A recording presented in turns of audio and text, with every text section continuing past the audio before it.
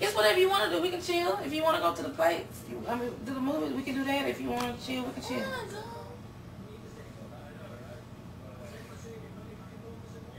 Yeah, cause it's freezing. Ain't nobody got time to be being all cute.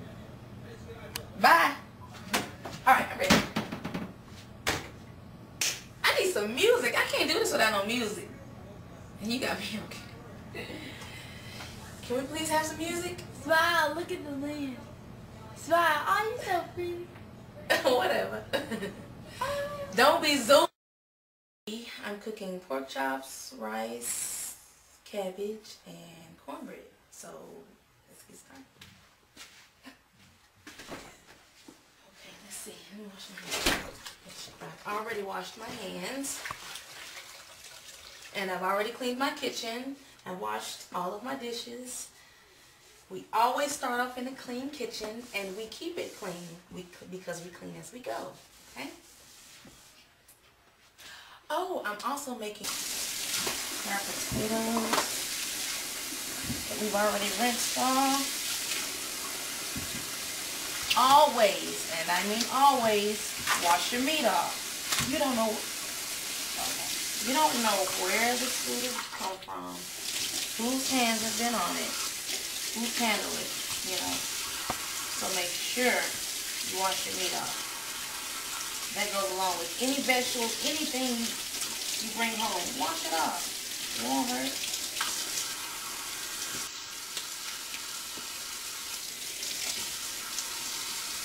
And we're going to place these in here.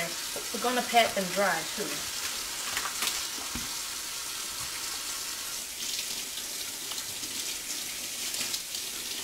Remove all the excess water from our chops.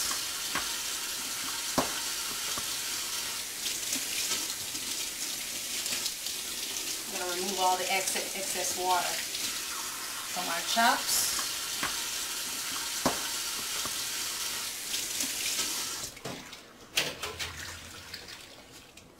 Okay. Keep in mind when you're dealing with meats, any kind of meat handling, you don't want any kind of cross-contamination. Keep washing your hands. It won't hurt.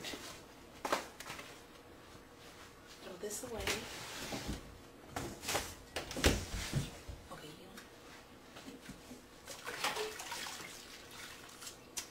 okay, now, this is somewhat of a quick meal.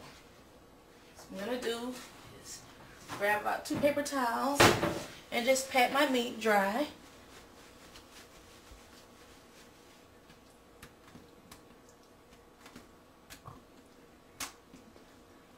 Okay, I'm flipping my meat and I'm patting the other side dry. We want to make sure we remove the excess water so our seasonings go directly on the meat, no water in the way. I'll set this away. Okay. Okay. Now, we get a knife.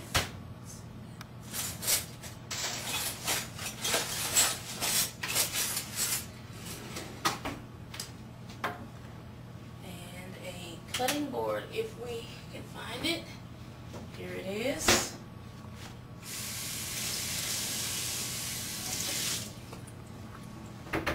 It's dry.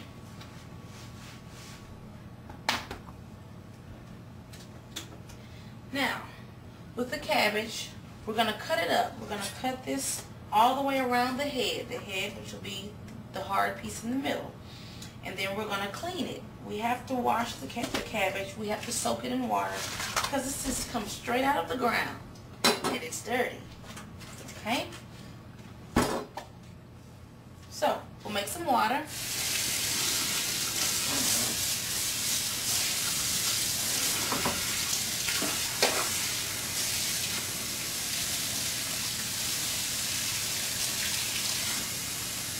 I always put a little salt in my water that I'm washing my greens with, because if there are any bugs, which they are most of the time, there are bugs and dirt, the salt kills the bugs, okay?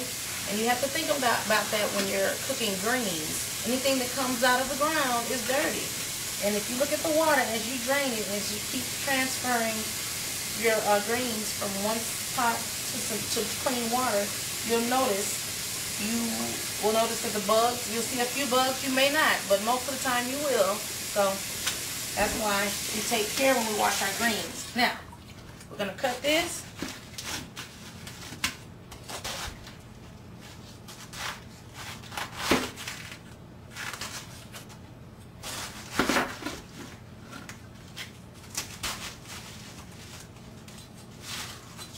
Okay, be careful when you're cutting cabbage, because if you are cutting cabbage, you're cutting it with a very sharp knife. As you see, it looks like I'm struggling. I'm not struggling, but it is not easy always, so be careful. I don't want you to have to lose any fingers or anything. Gotta blame it on me.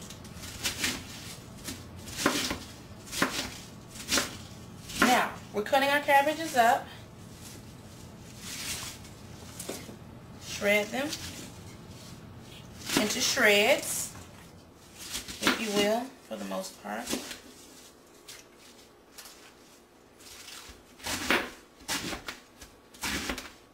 Or thin pieces, we'll say.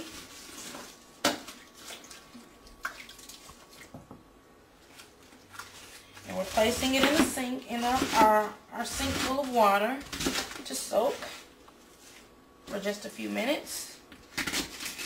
And then in a minute, after we get it in there, swish it around a little bit and run some more. Now, this is the head that I was talking about. We're not going to cook this, okay? Continue to cut my cabbage up.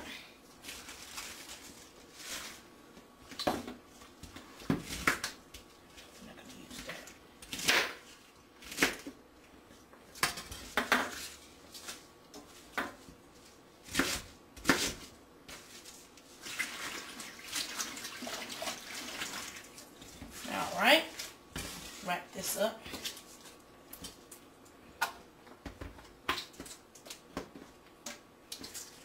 Now, I'm going to throw away this. You don't have to show me the go back. Alright.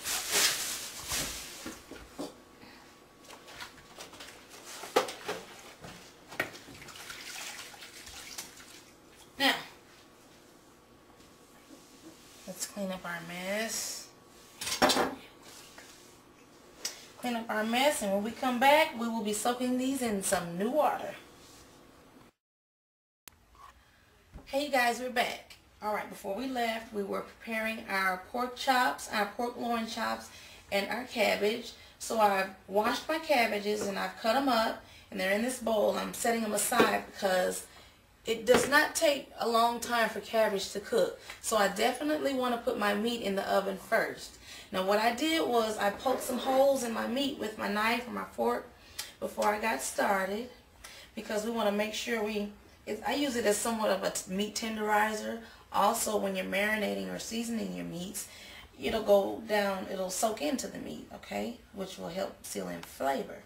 Now, normally I would marinate my meat if I'm going to be baking it in my oven, which I do have my oven on. It's on 370. I'm going to turn it down because, let's see,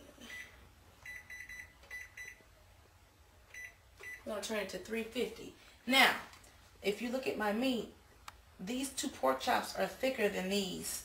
So what I probably need to do is put these in a separate pan, so that when these become ready, I don't have to take these out, because these will definitely be ready before these, because these are thinner.